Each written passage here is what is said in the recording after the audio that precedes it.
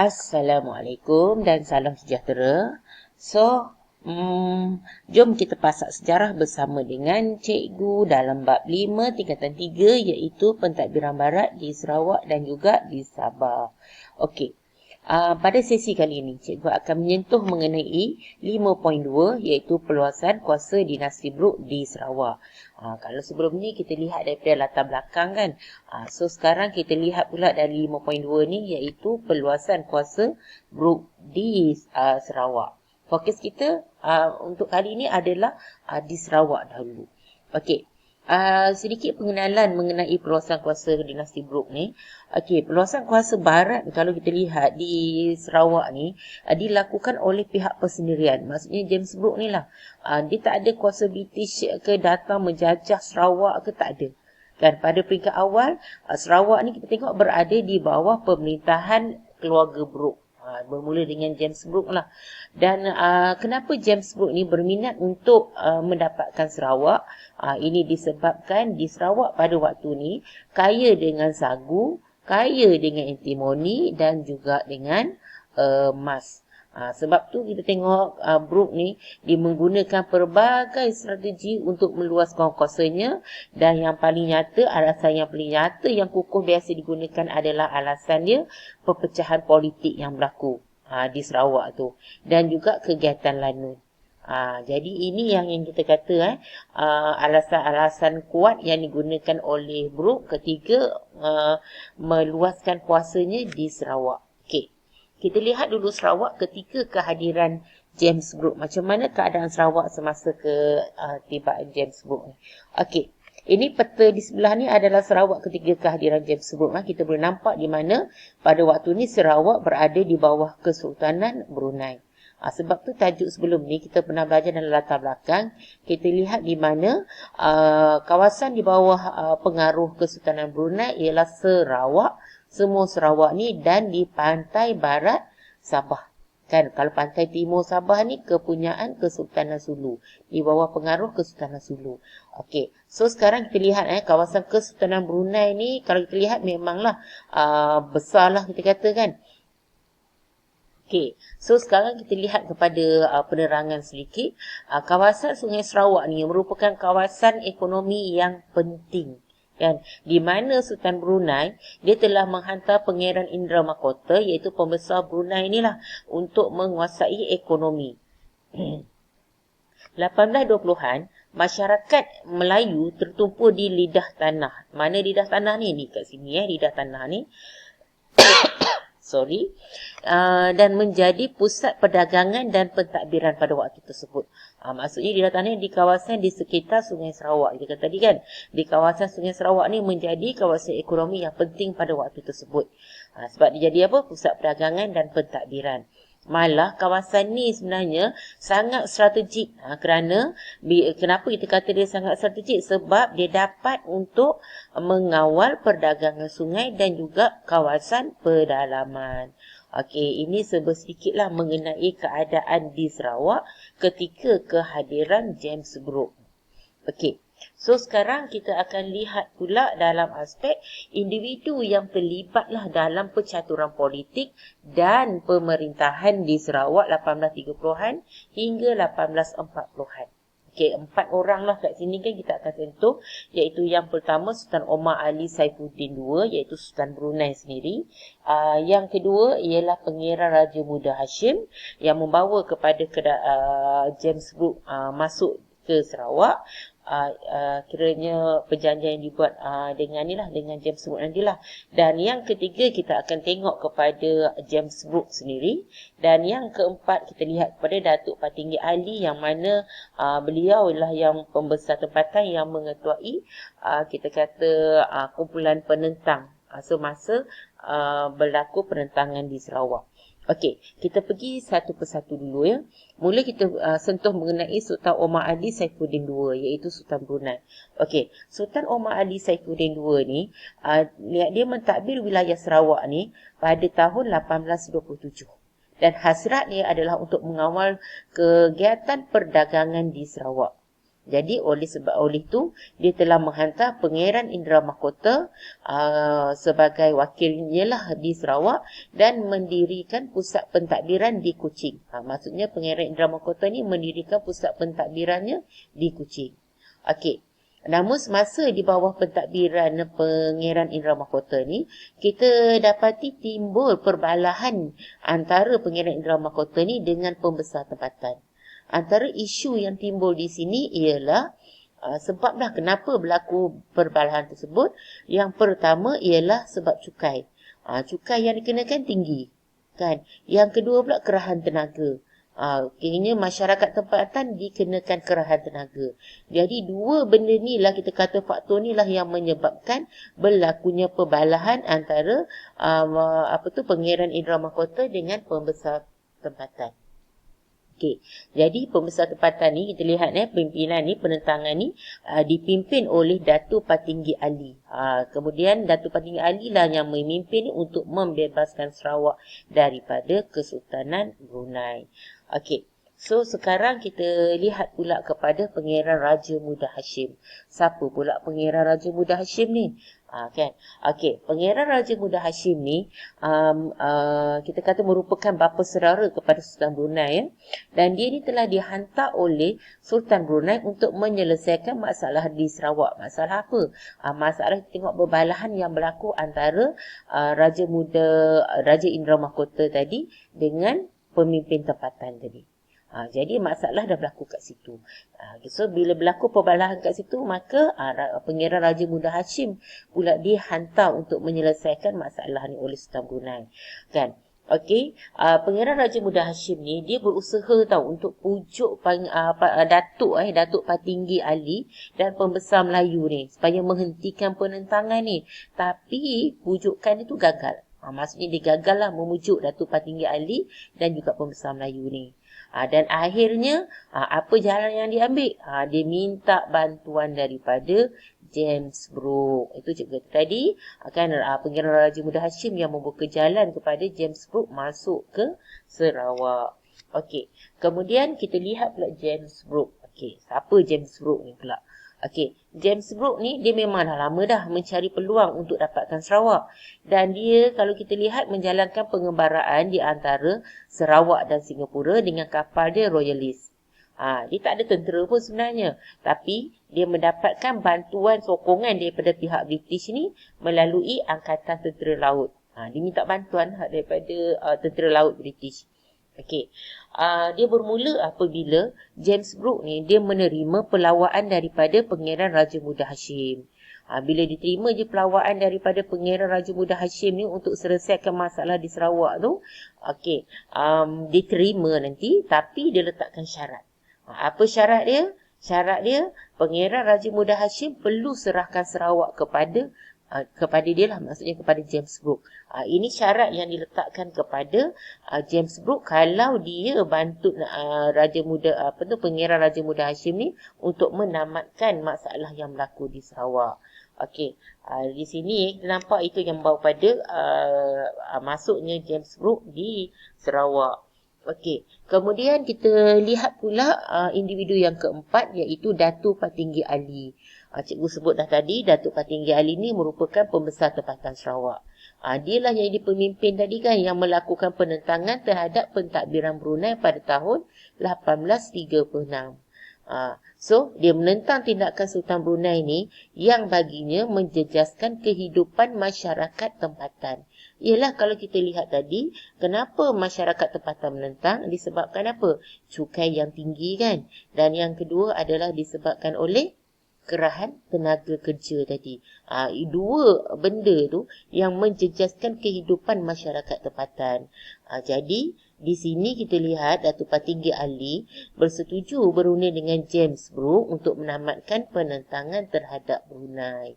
Sebab tu kita kata nanti James Brooke nanti dia berjaya menamatkan penentangan di Sarawak. Tapi balasan dia nanti dia claim lah, iaitu Sarawak mesti diserahkan kepada dia. Okey, itu tentang individu yang membawa kepada, yang terlibatlah, yang membawa kepada berlakunya percaturan politik dan pemerintahan di Sarawak. Okey, So sekarang kita lihat pula bagaimana James Brooke mendapatkan kuasa pemerintahan. Okey, ini kalau kita lihat di sini, James Brooke ni menggunakan kesempatan terhadap masalah yang berlaku dekat Sarawak ni hingga berjaya menyelesaikannya. Jadi dia menggunakan 4 strategi yang digunakan olehnya untuk mencapai matlamat tersebut. Okey, antaranya kita lihat yang pertama adalah melalui rundingan. Rundingan ni di mana James Brooke ni dia berundi dengan Pangeran Raja Muda Hashim apabila diminta menyelesaikan masalah di Sarawak. Kan? So berunding dengan Pangeran James Brooke dengan Pangeran Raja Muda Hashim. Dan Pangeran Raja Muda Hashim ni telah menawarkan Sarawak kepada James Brooke kalau dapat selesaikan masalah di Sarawak.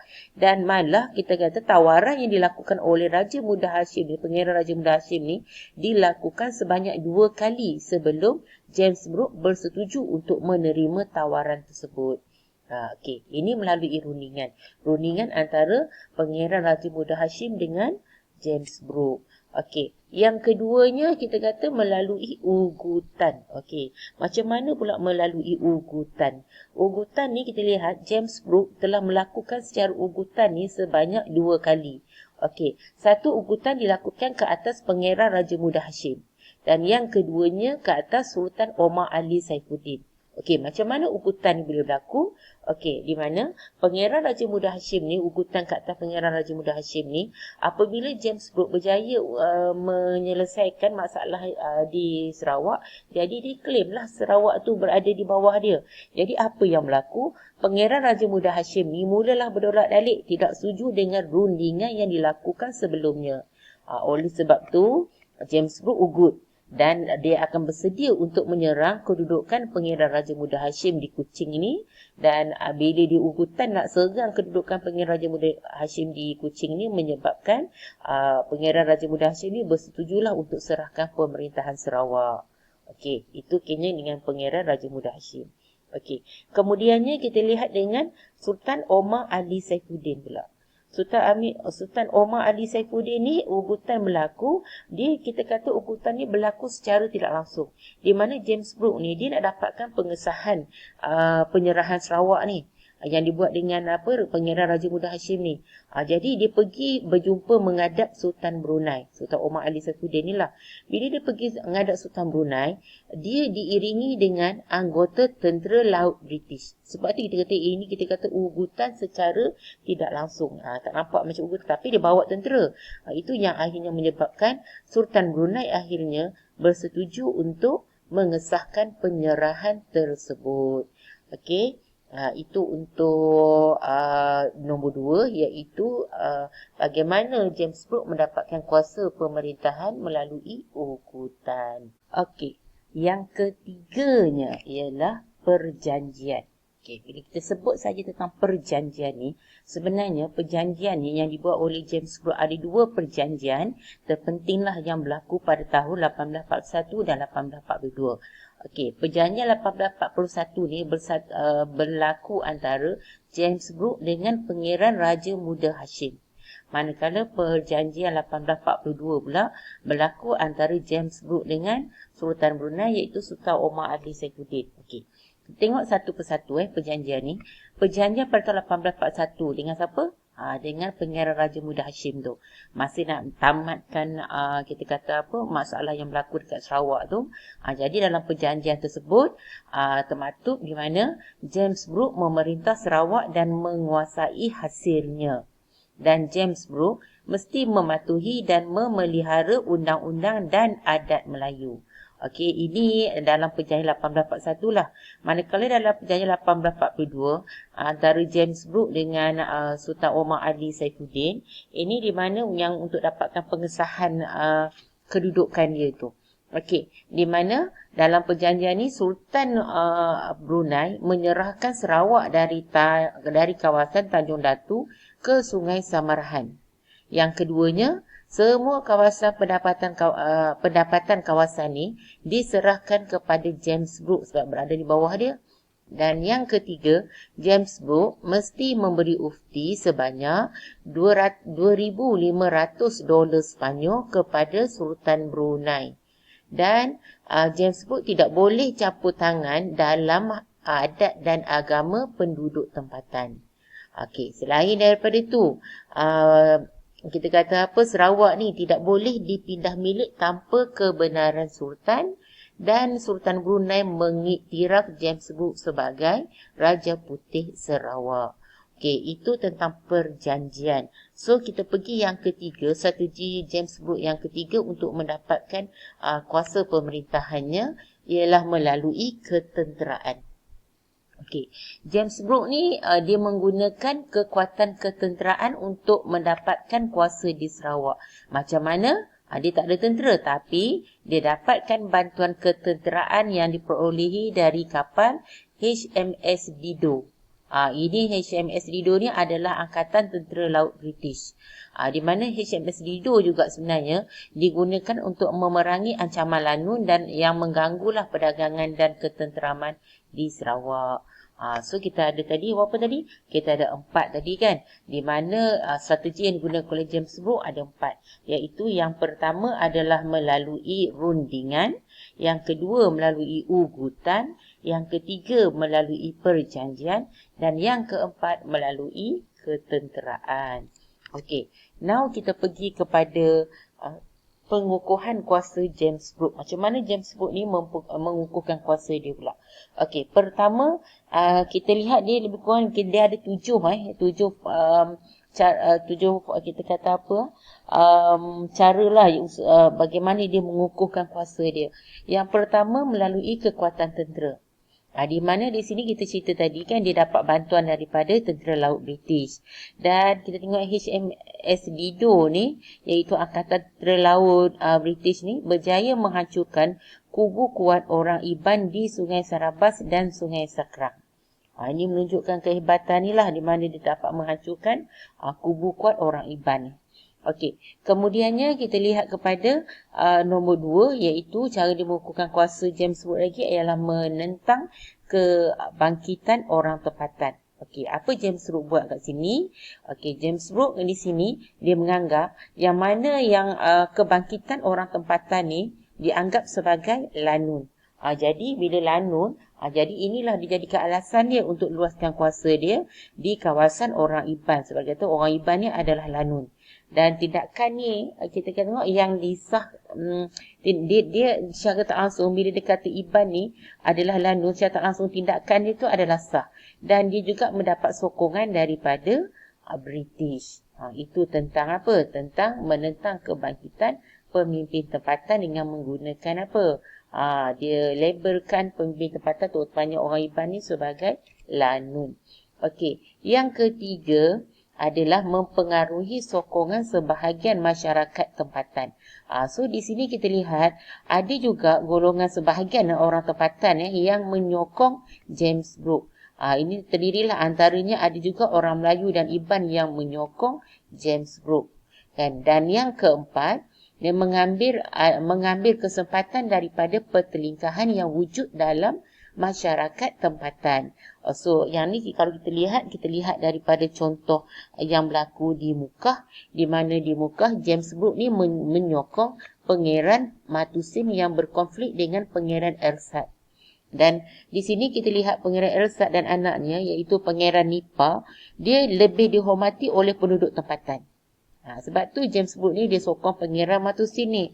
Jadi itu satu, dan Pangeran membolehkan nanti akhirnya James Brooke kita nampak dia dapat memecahkan kekuatan masyarakat tempatan di Mukah tu.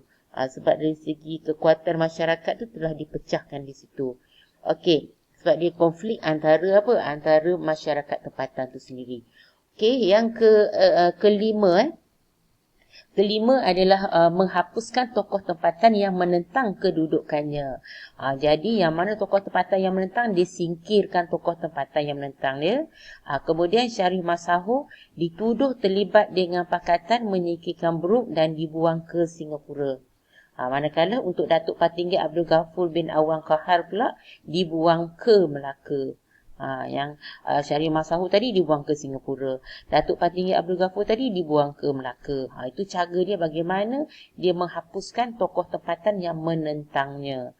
Dan yang keenam ialah pengukuhan pertahanan Sarawak.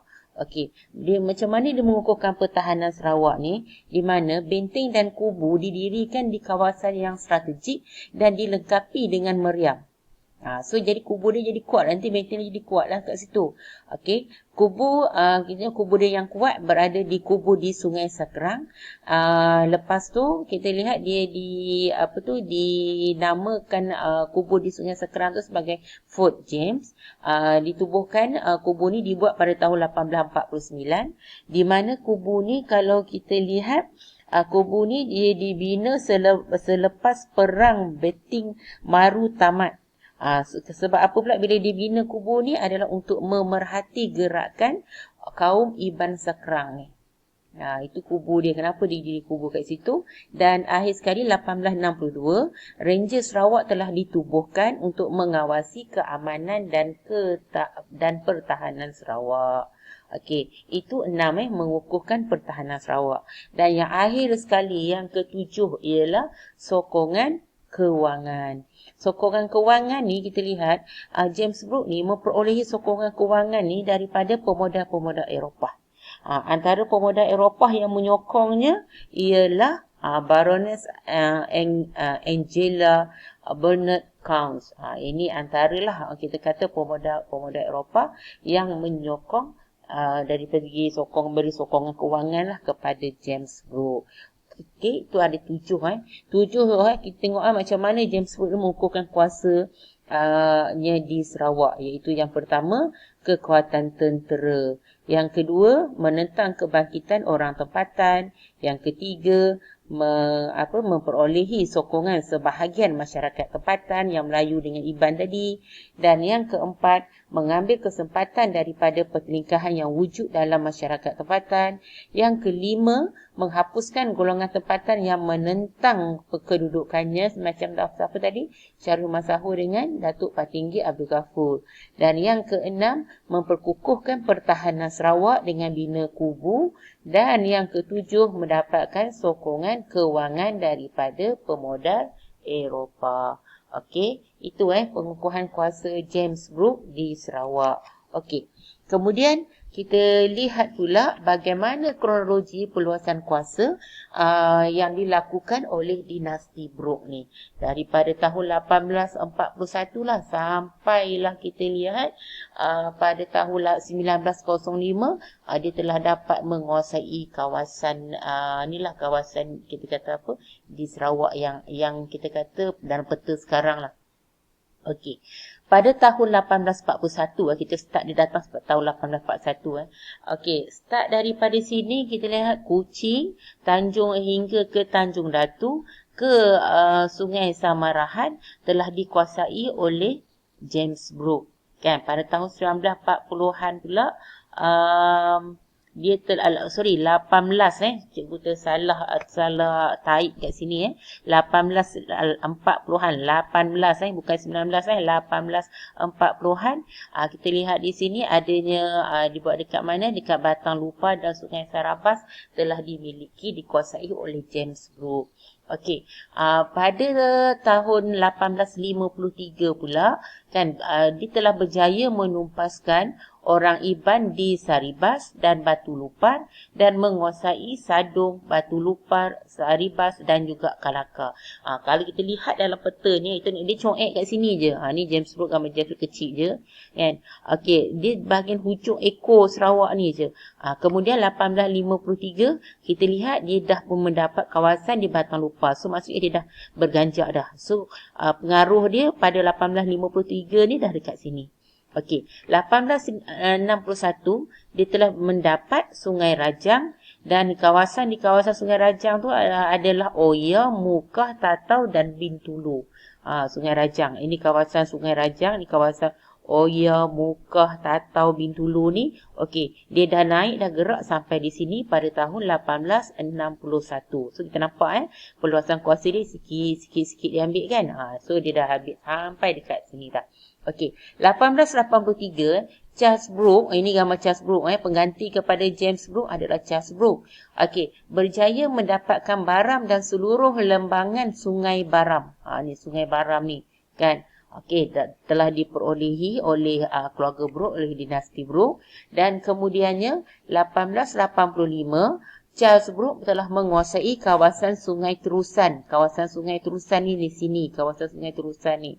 Kat Juan Panah tu kan? Okey, sini. Dan kemudian tahun 1890 Charles Brooke memperolehi Limbang. Okey, Limbang sebelah terusan sini, Limbang dengan Sungai Baram, antara terusan dengan Sungai Baram. Okey, Limbang di sini. Okey, dapat kuasai Limbang. Dan akhir sekali pada tahun 1905, dia telah berjaya memperolehi Lawas Sempadan Sarawak. Yang kita kata Sempadan Sarawak kini lah. Lawas ni hujung ni kat sini ni. Kan? Okey. So, jadi secara tak langsung, inilah dia peta Sarawak sekarang. Kan? Daripada James Brooke memperoleh kuasa, kita daripada ekor je dekat sini kan. Daripada Tanjung Datu semua ni, dia merebak ke Batu Lupa, merebak lagi dekat mana? Sungai Rajang, merebak dekat Sungai Baram, kemudian menawan Sungai Terusan kat sini, kemudian Limbang, dan akhir sekali Lawas. Jadi inilah dia kawasan kita kata perluasan kuasa dinasti Brooke, maksudnya keluarga Brooke lah di situ. Dan kalau lihat pada James Brooke ni dia memerintah dari tahun 18 ingat Raja Putih Sarawak yang pertama dah, 1842 hingga 1868. Dan sebab tu 1842 bila dia dapat pengesahan daripada Sultan Brunei tu. Kan? Lepas tu pula Charles Brooke pula memerintah daripada tahun 1868 hingga 1917. Manakala Charles Wyner Brooke ni kat bawah ni, Charles Wyner Brooke, dia menyambung pemerintahan daripada Charles Brooke, iaitu Charles Wyner Brooke pada 1917 hingga 1946. Jadi itu sedikit mengenai kronologi perluasan kuasa dinasti Brooke. So cikgu harap daripada penerangan cikgu daripada awal sampailah sekarang ni, so kamu dapatlah sedikit maklumat mengenai kita tahulah bagaimana apa strategi yang digunakan oleh Brooke untuk menguasai Sarawak, dan kita boleh lihat dah pengukuhan kuasa yang dilakukan. Dan kat sini kalau melalui peta di sini kita boleh lihatlah kita kata perluasan kuasa Brooke, dinasti Brooke daripada hujung hinggalah keseluruhan Sarawak dikuasai oleh keluarga Brooke. Okey, so itu saja tentang perluasan kuasa yang dilakukan oleh dinasti Brooke. So cikgu harapkan kamu dapat manfaat daripada apa yang cikgu terangkan. Jadi semoga usaha kita ni diberkati dan kejayaan milik kita semua. So cikgu doakan yang terbaik untuk semua. So sekian, terima kasih. Kita jumpa lagi untuk next sesi. Okay, good luck semua. Okay, bye.